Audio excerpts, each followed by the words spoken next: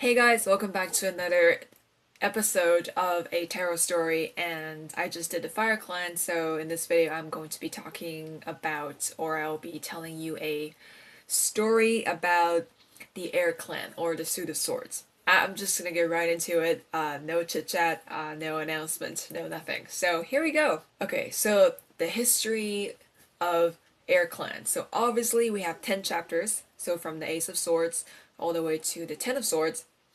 And let's start with the Ace of Swords. So Ace of Swords, I always see I always see the aces as the emblems of that suit or of that particular clan.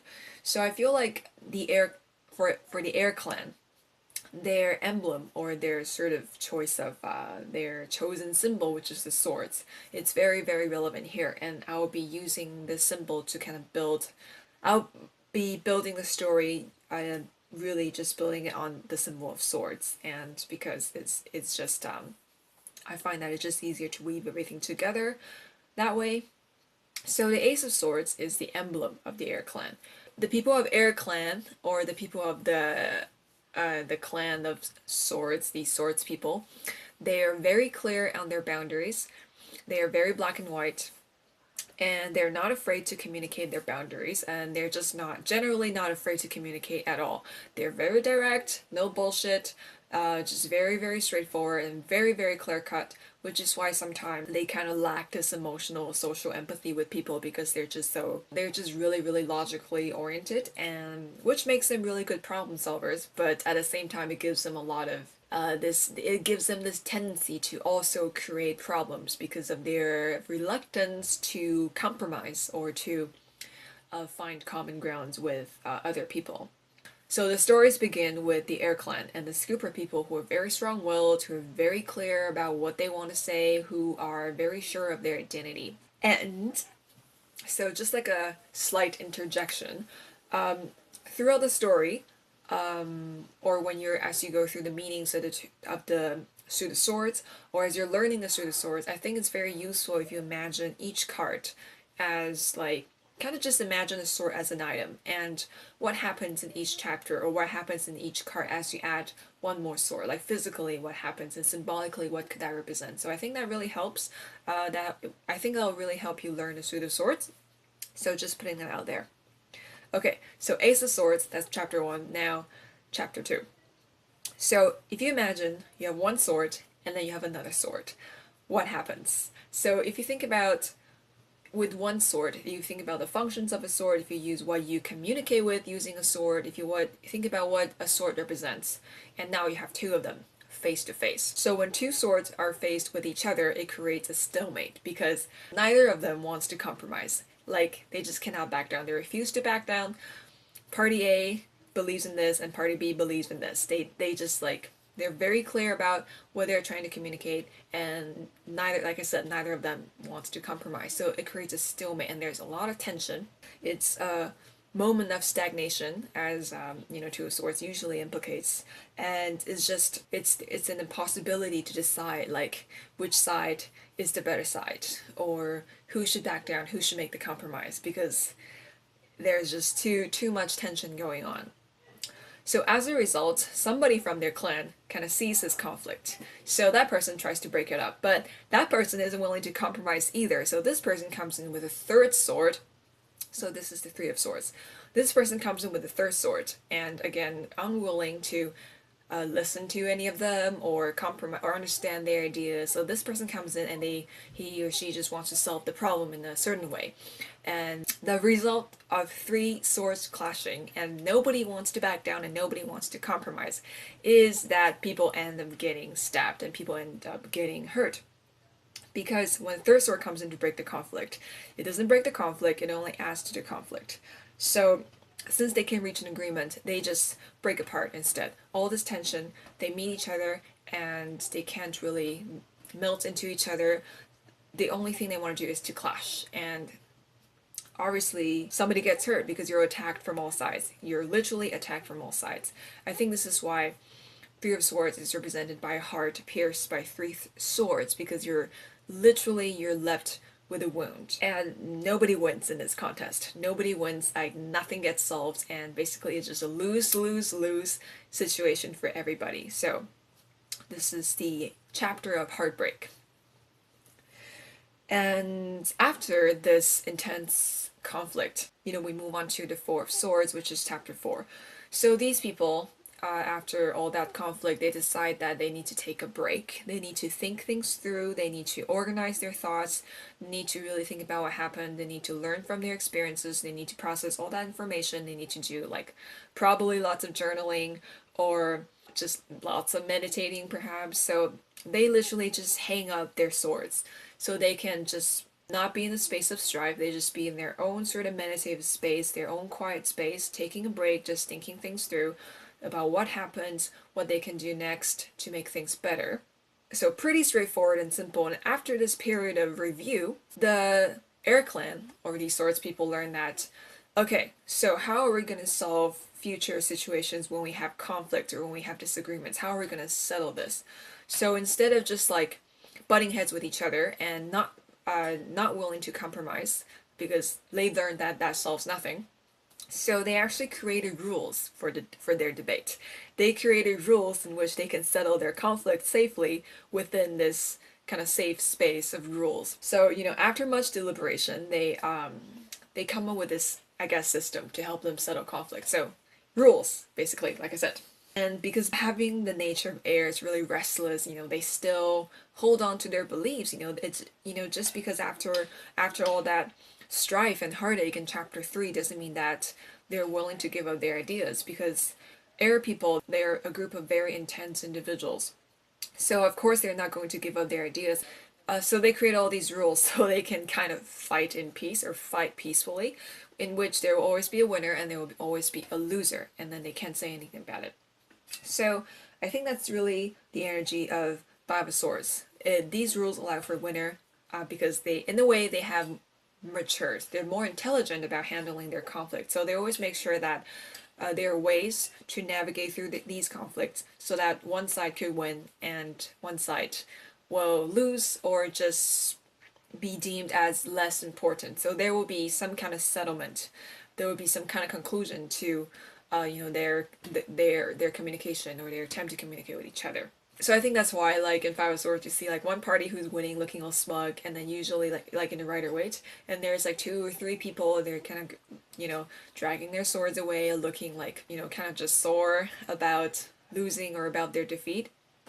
Okay, so I want to focus on these people for a sec. So the losers, so the people who sort of got defeated in the argument and couldn't really, their identity or their ideas didn't win or didn't sort of get communicated across to the other groups, or it wasn't accepted by the bigger group. So these people, they become the exiled because their identity is no longer aligned with the bigger group, so they can't really coexist anymore, so they have to leave.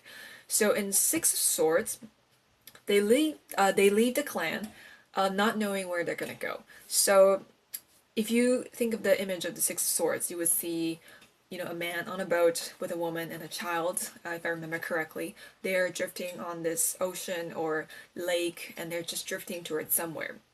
So the only sure thing is that they're leaving their past behind.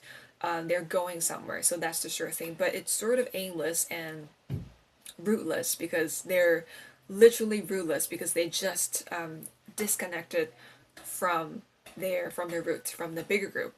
And all they have with them is their sense of identity. Could be bruised, could be a little bit hurt, could be a little bit disconcerted, but they carry their identities with them, they carry their ideas with them, they carry their what they want to achieve, their knowledge and experiences, all of that they carry with them. But it's just that they don't know exactly where they're going to end up. So they're going somewhere, but it's really aimless. And then, since they're still has the spirit of the Air Clan, I feel like in Seven of Swords, so the story is still from the perspective of these losers. So I think they're definitely sore losers when it comes to being a really strongly airy individual. They're definitely sore losers because they are thinking about they really believe in their ideas, and they really believe in what they want to communicate. So they don't want to just give up. They don't just want to leave the group. So what they do is they return to their clan, and they either use tricks or manipulation or cleverness or unconventional ways of navigating through conflict or kind of just outsmarting the bigger group. So they go back, maybe steal some things from the main camp. They kind of shake up their sense of identity for a bit. They kind of really mess things up, and they kind of succeed in their own sort of clever and unconventional ways, and they really mess up the dynamic. And so yeah, so from their perspective, they're really using sort of the fact that they're outsiders now. They have a clearer perspective on how the system works, so they can kind of find a loophole in the system and they kind of break into it. So they really use this to their advantage. Okay, and now back to the main group. So we're at the Eight of Swords now. That was the Seven of Swords. So in Eight of Swords, the perspective of the story is told from the main clan. So the people who won the argument in chapter 5. So after the little sort of shake-up by the rebels or the losers in chapter 7, the main group, they become really paranoid. They become really anxious. There's a lot of self-doubt. There's a lot of distrust. They gather all their ideas about them, all their belongings about them. They keep them really close, thinking that anytime they could lose them again, anytime they could just get messed up, or they could become, they would lose their power again. So they have all these doubts, all the stress, and there's a lot of self-sabotage going on because they're really feeling the limitations, right? They're kind of these self-imposed limitations, right? All the sorts about them, they can't go anywhere, they have to guard these. It's just like a really difficult situation for them. And going to the next chapter, the next phase of the story, which is the Nine of Swords. So all that stress, all that trauma, distrust, negativity, cynicism, everything becomes an unbearable nightmare. So this is the Nine of Swords, the nightmare card in tarot. At this point, they either realize that, okay, everything is a nightmare, but, nightmares, like all dreams, will end. Or they become trapped in that nightmare, which leads to the next story, or the final chapter of the history of Air Clan, which is the Ten of Swords. And basically, all that stress and distress and negativity, and basically all the negative things that they have experienced, they cannot let that go because they're unable to let that go.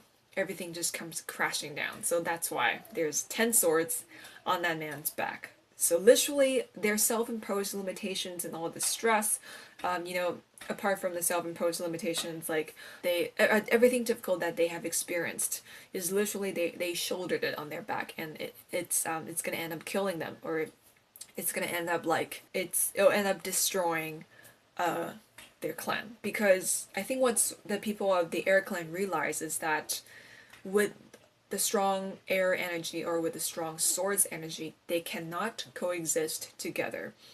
And it's impossible for them to coexist together if they don't have other means of navigating across conflict. Which is why, you always need a balanced perspective. You need a bit of water, you need a bit of earth, which is why you always need a balanced perspective. You need a bit of earth, you need a bit of water, you need a bit of fire. But with swords alone, with this sort of black and white worldview, there is just no way they can coexist, because nobody ever wants to compromise. Nobody ever wants to step back and agree to disagree, that kind of thing. And because of this strong trait, because of the intensity, how much they believe in their own ideas and their own identity, and they really realize that they cannot coexist as a group. So in a way, their death is caused by their own element. It's just by an overdose of themselves, like kind of an overdose of the shadow of their element. And this is what seals the fate of their clan. On the bright side is that after they learn this lesson, they will be able to move on and create something new, which is the positive message of Ten of Swords. The worst is already over. You have learned all that you can learn from the terrible experiences that you have had, and it's time to move on. It's time to heal. But the bad side, the shadow side of this card is you will get stuck in that endless loop of depression and darkness and thinking that nothing will ever work ever again. You can't heal, and it's just what it is. The world sucks. You're just kind of crushed by this terrible burden of all the shitty things that happen to you, like this weight of the fate, the destruction of your clan, or the destruction of your identity or your way of life. So there's two sides to this story. So yeah, that is the history of the Air Clan, and I think it's one of I think out of all the minor arcana, out of all the stories that I told about these four, the Suit of Swords is one of the more interesting ones, I feel. And I think just because there's just so much drama and so much intensity within the suit, especially when it gets when it's like rolling and when it's happening. So yeah, a bit of a tragic story for the Air Clan, but here you go. Here's the 10 chapters of the history of the Air Clan and the Suit of Swords. So I hope that this has helped you understand the Suit of Swords a little bit better, and I hope it's like giving you like a new creative angle to think about it. And I would definitely encourage you to tell uh, the story in your own words and in your own way, and connect it to your own experiences and create a story that makes sense for you. And this is kind of just how I interpret the suit and how I sort of connect the dots and how I put the story together.